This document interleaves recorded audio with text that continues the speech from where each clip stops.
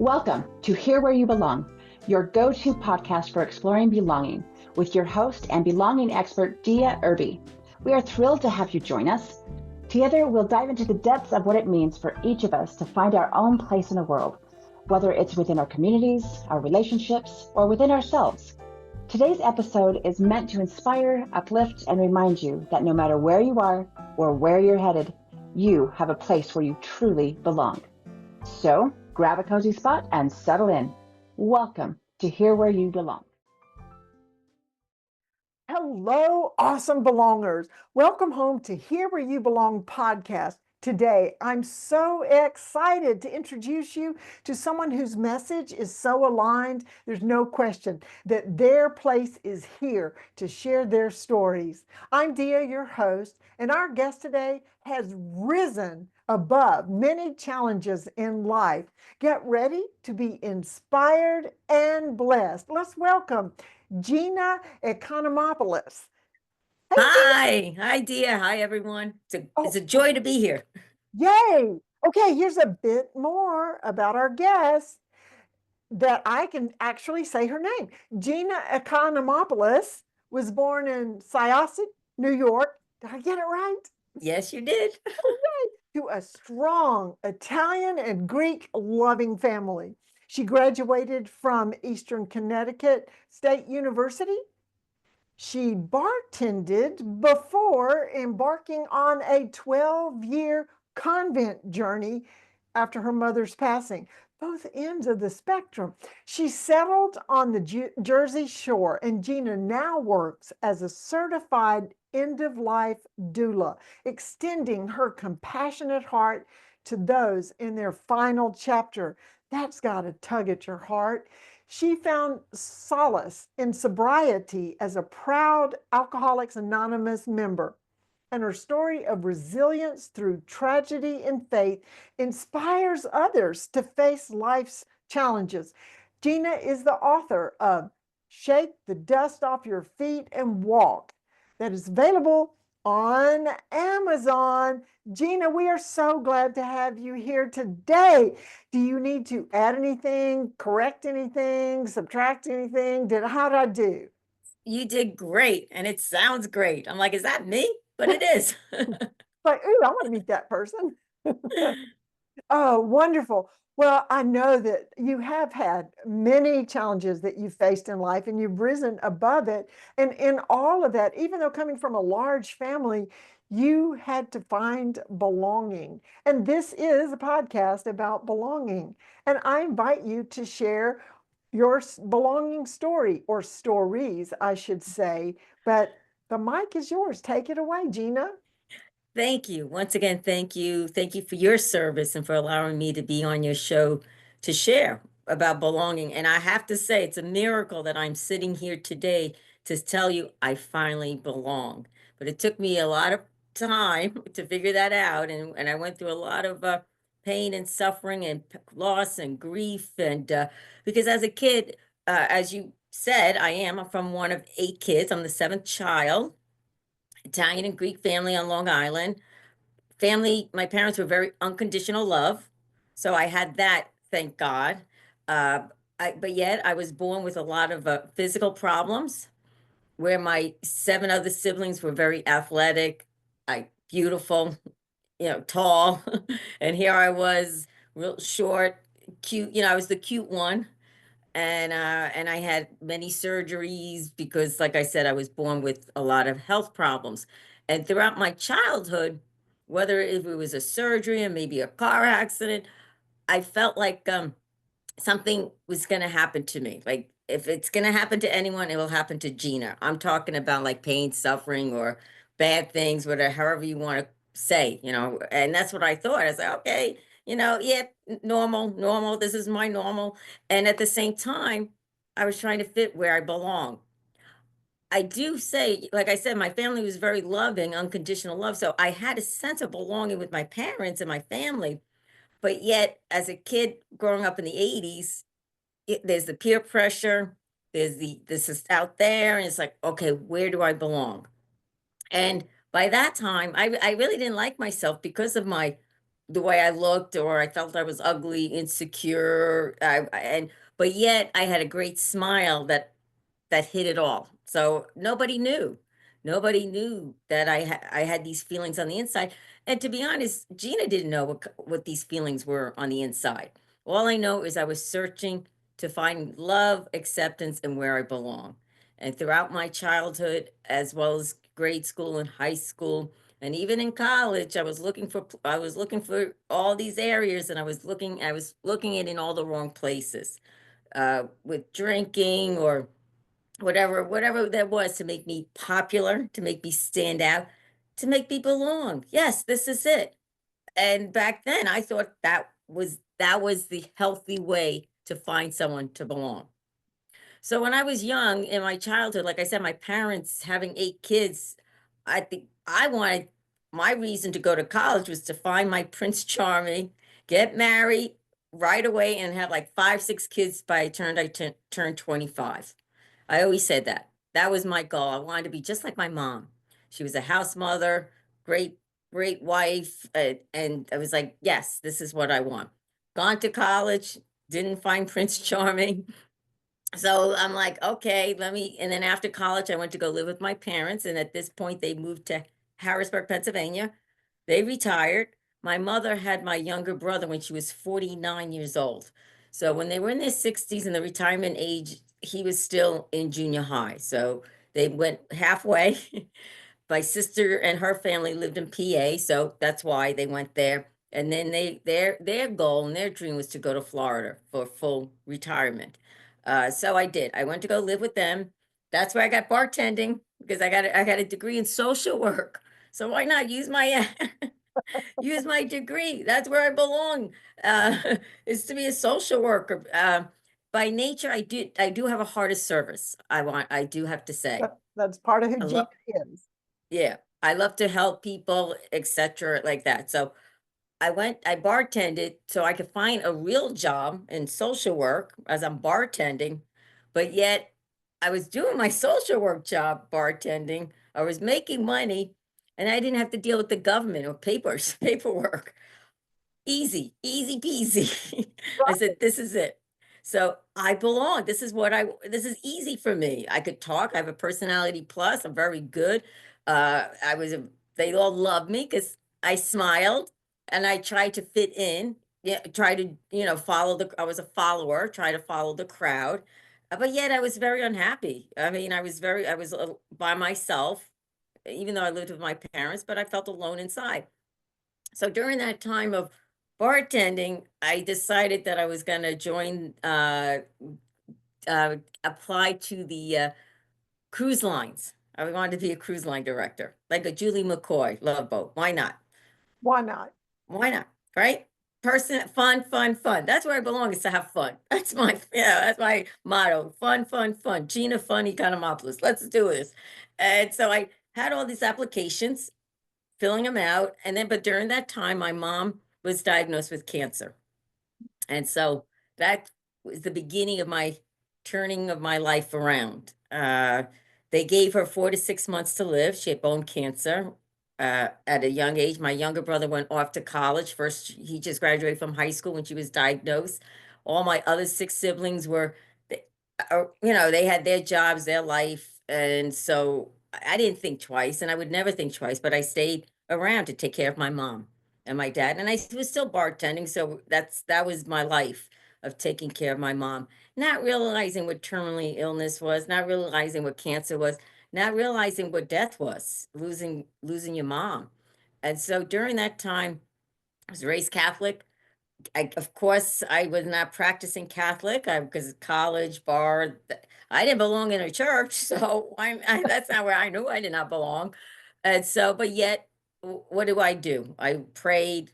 My parents were very devout, brought out the rosaries, priests coming over. And I'm like, this is it. If I pray, God answers and God will heal mom.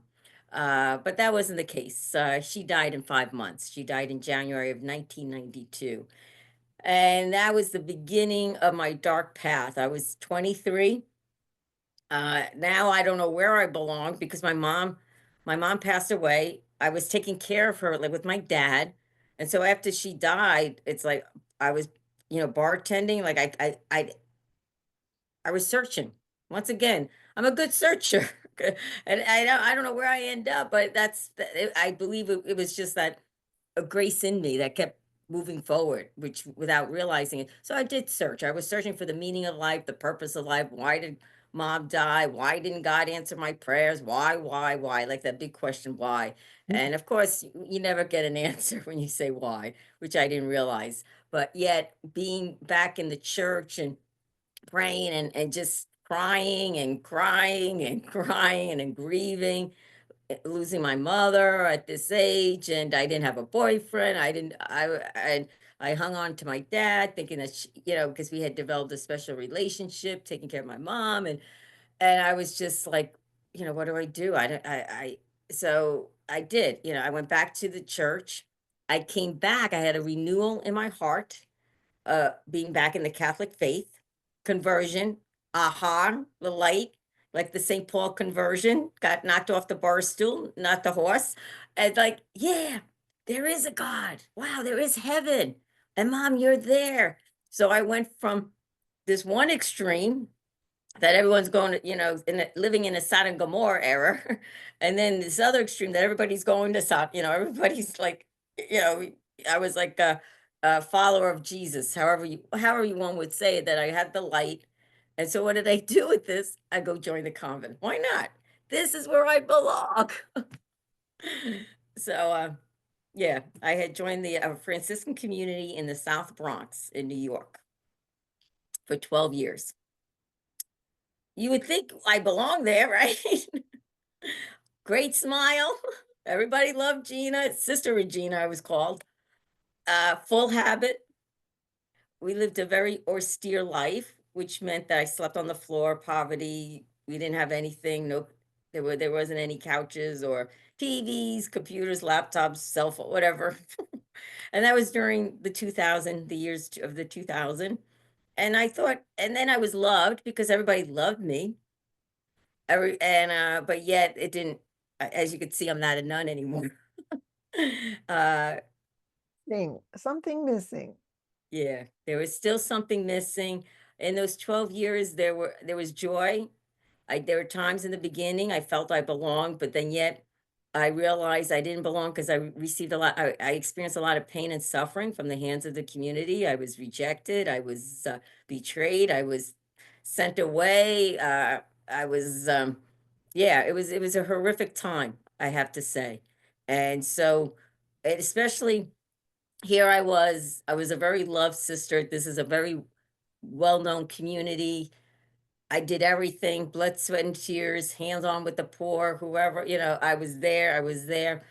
But I felt like the community, the sisters was in their early stages. So I look back, it was dysfunctional. Like I see now. And I was dysfunctional because I still didn't have it in me. I mean, granted, I told everyone God loves you, and God loves me. But did I really experience that love within me? Yes, right. There's that authenticity. Yes. Yeah. But yet I didn't know at the time. I didn't know. I didn't know what to really belong is to find yourself within. I did not know that. So this is a journey going through pain and suffering. Like if I knew today back then, it would have been a lot easier, but I didn't, that's not my story. So I had to go through the experience with with the sisters in the community, and like the last 2 years of the community, they sent me away. I went for therapy. I mean, I was like isolated. I was yeah, it wasn't a great scene. It was not a great scene, but yet I was in final vows, Dia, so which meant I was married to God. So when I was in final vows, married to God, and I'm experiencing all this persecution, I was like, I couldn't leave. I had to fight. I was fighting. I was like, okay, I'll go get help. I'll see what's wrong with me. Yeah, what's wrong with me? What's wrong with me? I'll see. And I did everything I could to anything that they asked me. Okay, because I was married to God. And here, that's the last thing I thought of, is that God's going to reject me. I mean, he's the one who called me, because that's what a vocation to the sisters is, a calling. And now he doesn't want me? Like here, I like so confused.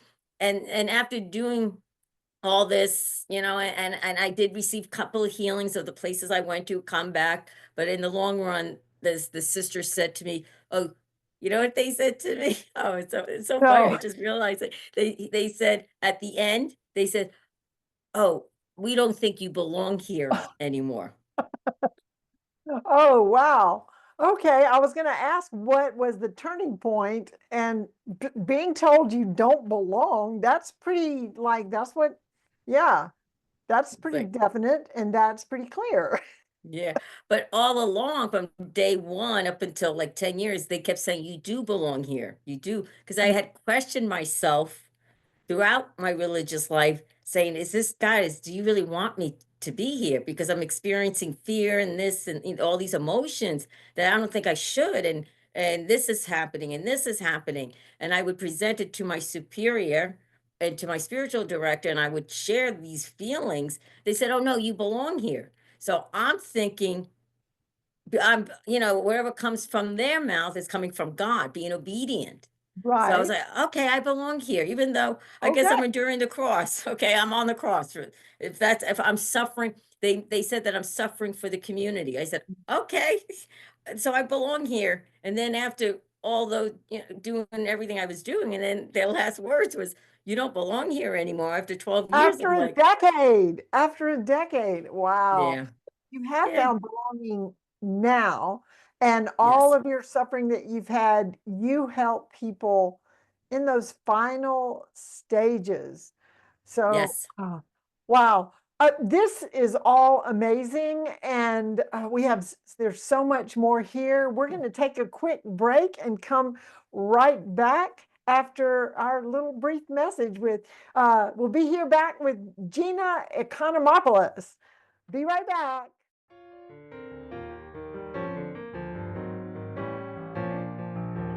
Hey there! Isn't my guest amazing? So glad you joined us today. In this world that often feels disconnected, building community and fostering belonging are essential. That's why I created this podcast, to bring inspiring people to you, to encourage you to create that sense of belonging and community, no matter where you are. If you're being blessed by my guest, and we have some more, like, subscribe, and share this podcast. You know who needs to hear this. Stay connected, stay true to yourself, and always remember, you belong. Now, back to our amazing guest.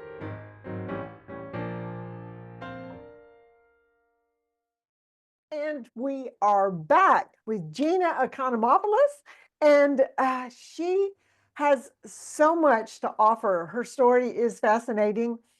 As you know, if you've heard any of my episodes, I have questions that I like to ask on the second half. And the first question is, what do you consider, Gina, what do you consider is your greatest accomplishment? Well, you had shared it in the beginning. I'm a first-time author. I published my memoir, Shake the Dust Off Your Feet and Walk. It's available on Amazon as well as my website.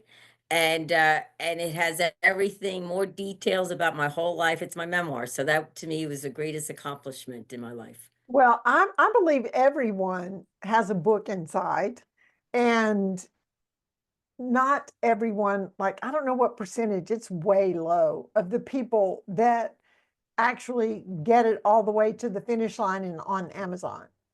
Many people start it, but very few finish it. That is a great accomplishment. What was the most challenging part of getting your book out there? Out there. Just learning the ropes of being an author, and how does one do it. Writing just came from my heart. So my writing, and it was healing for me. So it was a great tool for continual healing. And it is, and you are correct, because everyone has a story, and just publishing it out there of it flowed, and now trying to market it, maybe that's the tough thing, but it's been a success because I wrote it and I published it for me. So it's already a Yes. success. And yeah, I feel like writing a book and publishing it is like going into labor and birthing a child. And you don't just birth the child and there it is. Then you have to raise it and clothe it and feed it. And that's what you do with the book. You have to promote it. You have to, make sure people know about it. You got to basically teach it how to be out in the world. It's Yeah. the writing it is almost easier, It, especially if you want to tell your story. yes, and it's true because my message is of hope and strength. And now marketing, as I told you, I was a nun. So it's not in my DNA, marketing, it's not in my D. And so I do what I can and I leave the rest to God because he knows my Absolutely. story. So And you mentioned it was healing. Like what kind of parts of the book, was there any story that you can especially remember that was healing as you wrote about it? yes, when I started writing this book, it was after when I found my fiance dead, and that's where I started writing it. And so when I rewrote it, that was such a healing place in my heart, of just putting it all out there of what took place and what happened in those in that incident in that time of my life. So I mean, my book is from growing up as a sister and with Danny, he dies. And so I received a lot of healing of just remembering it now more fondly and instead of tearfully, like just, wow, yes, yes. And How long after, oh, well, and wow, you're finding your fiance dead of natural causes? no, he died of the disease of alcoholism. Oh, that's rough too. How long after that happened did you write the book? Soon I, thereafter? Well, I wrote it like 3 months after I started journaling all the pain, but then it was out of anger, tears, frustration, God, why? Then all the sisters came up and a lot of things that I never told anyone about with that hidden pain. And then I put that aside because I knew I couldn't publish it or write it or make anything because I was angry. It was all out of anger. And at that point, I didn't know where I was going in my life. So I put that aside. And then it was few years ago because now I'm in recovery. I'm a sober woman today, and it was through Danny's death that brought me into the rooms of AA, and God willing, I'll be celebrating 10 years. And so I experienced a lot of healing. And then 2 years ago, a friend of mine read my 180 pages of pain and suffering, and they see me now and they're like, well, you got to start writing now. And so I had to rewrite and relook at everything because I really never read it over again when I wrote the first You just first 80. poured it Yeah, out. I just put it out there. And then as I read it, I was like, oh my God. Oh, and so I could tell there's healing because of my reaction to it today. Wow. It is therapeutic to write out, to journal. Mm. Many people journal. I have on occasion journaled some things, but a consistent journaler, I think, has a handle on a lot of perspectives, and it's really good. Well, congratulations on making it all the way to the finish line and getting your book on Amazon. Shake the dust from your feet and walk. Yes. And that is what you've done. You've kept keeping on, and that's great. The second question I like to ask, and we kind of have made reference to it, but what makes you feel like you belong? Oh, I love this question because I could share instantly. It's because I'm at peace with myself. I'm comfortable in my own skin. I was able to find that little girl inside me, Gina, that I can embrace and hug. And so, yes, so today, I'm very much, I know I belong because I know who I am. Not only, of course, I'm a child of God, a true child of God that I believe and belong to, but yet I'm a sober woman of faith today. And so, and I like Gina. Okay, I love me. I love Gina. And there was a time where I hated Gina and I hated God and hated everyone. And so here, just through God's grace and just through pain, suffering, journey, whatever it was, that I'm here today to say I'm comfortable in my own skin. So that's why I belong. that is the first step of belonging anywhere. You can be with people, just like you said, you were in a family, a loving family, but you didn't always feel like you belonged. And it's because we all start off with not knowing who we are and where we belong, or we have to learn to belong to ourselves. And then anywhere we go, then we're with us. And if we belong to us, we can be in a group of 3 people, only, ourselves and 2 other people, and feel like that's a group that we belong to if we belong to ourselves. You can be in a whole crowd of people, and that also, well, you're in the nunnery, the sisters in the convent. You were with people that kept saying you belong, you belong, you belong, but it didn't work because you didn't belong to yourself yet, No, no. right? And it's so true what you said. It's like once you find yourself and accept yourself, because that's in loving yourself. I had to come to accept all my physical limitations. I had to let go of that victimhood. I was a victim my whole life, victim of this, and realize no, there is a person in me that is love and that can love, Mm, to love and to be love. And so, and once, and it's still a constant journey. It's still, I mean, it doesn't complete here. It's continue growing, but now knowing that I belong to myself, when life happens, I got healthier choices to deal with it or to mm. embrace it or to say no. No, I don't want that. No, form boundaries or whatever it may be to my best ability, because I know who I am and I hope I know who I'm not. Well, I would think that that empowers you as you do your end of life doula work. Yes. You are able to just bring who you are in yourself with all of your experience and be with someone. And Mhm. that's got to be a challenging experience. What does one do to become certified as an end of life doula? Well, you already had your social services. Yeah, social work. I had to take a class. I mean, there's classes offered online, and it just talks about being with the dying, and see, for me, that was a seed that was growing when I was a nun. I was always with the dying, and I have a passion because I know in my heart where they're going. They're going to a better place, a better peace. They're going to where they belong, in that kind of way. And so, and that passion and that seed grew, and today there's, I mean, I don't say there's challenge. I mean, there may be challenges, but yet I'm there as like an instrument. I'm there as God's, like I say God's peace, but the client may not believe in God, and that's okay. Is that a challenge? No, I have to accept that. That's an accepting. That's where they're at. But I know God's behind it all. I mean, that's in my faith. Whether they believe it or not, I know that there's a higher power or greater power behind it all, and so I try, it depends on the circumstances, depends on the situations, on the people, on how. Of course, I always pray. What do you want, God? What do you want? Okay, they're afraid. They're afraid. Oh, that's healthy. Anyone would be afraid to die.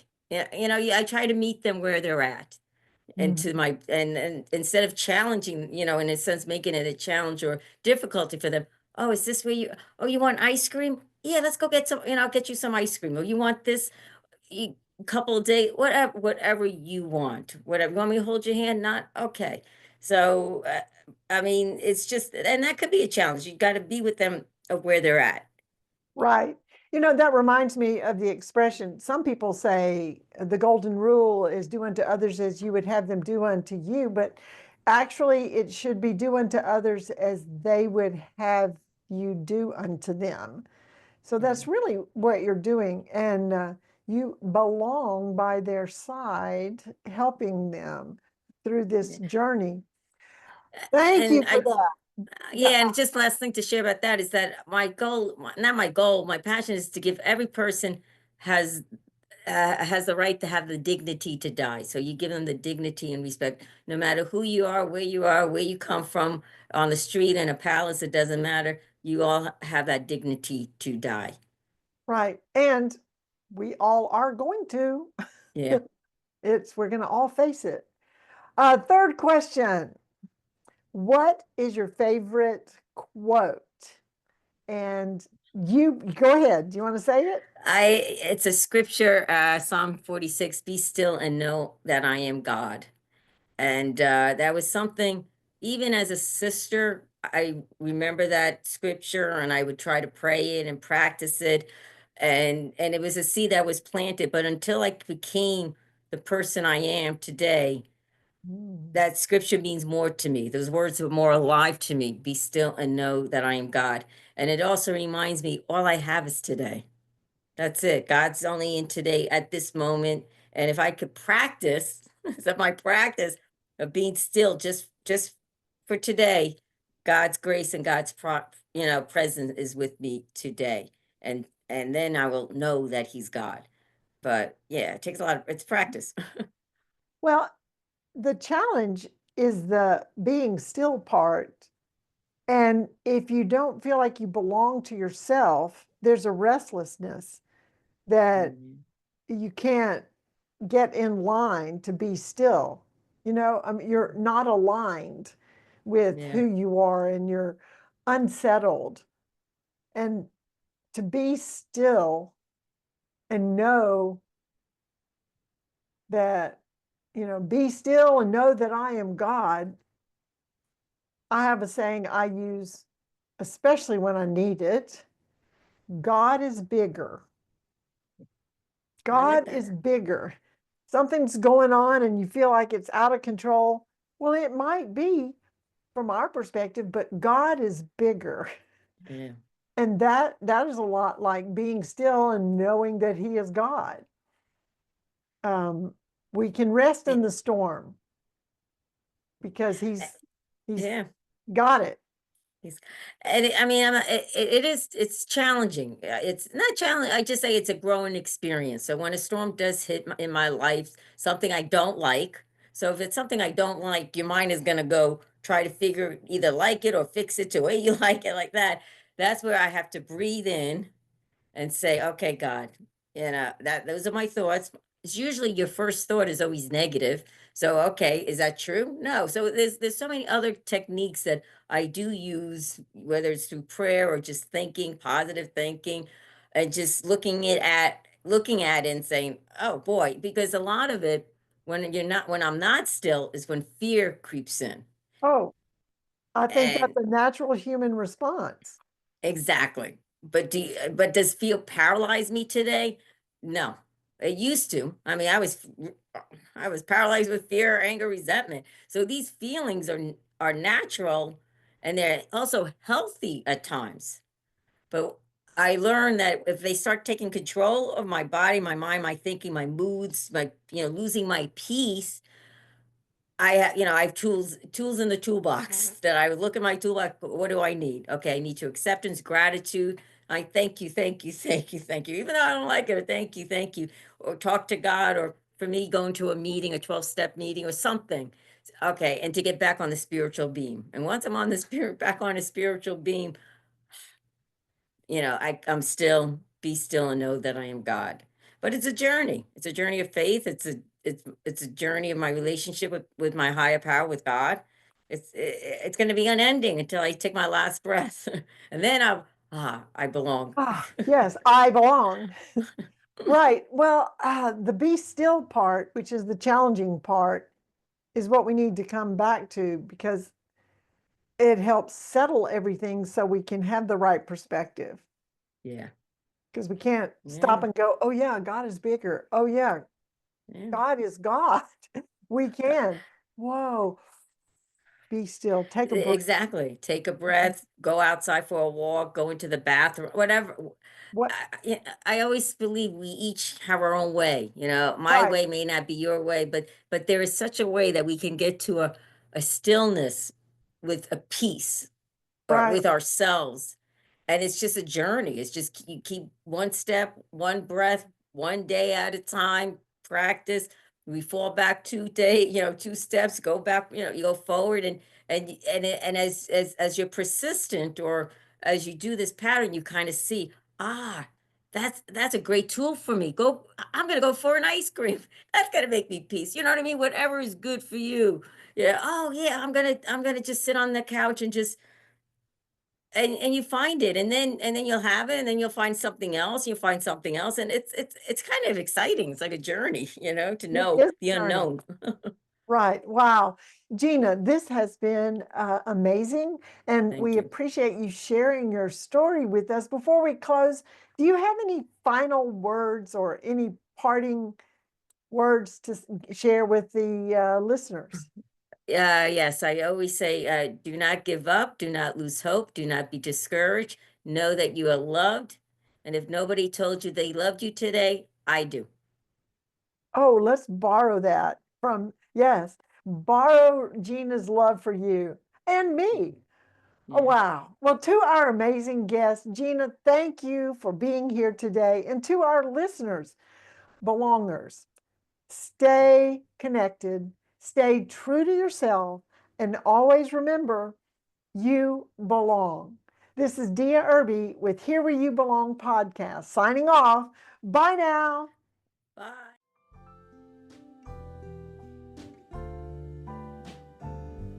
Thanks for tuning in to Hear Where You Belong. We hope today's episode has inspired you to embrace the beauty of belonging in your own life.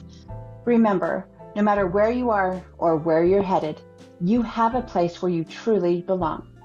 Join us again next time for more insightful conversations and heartwarming stories. Until then, stay connected, stay true to yourself, and always remember that you belong.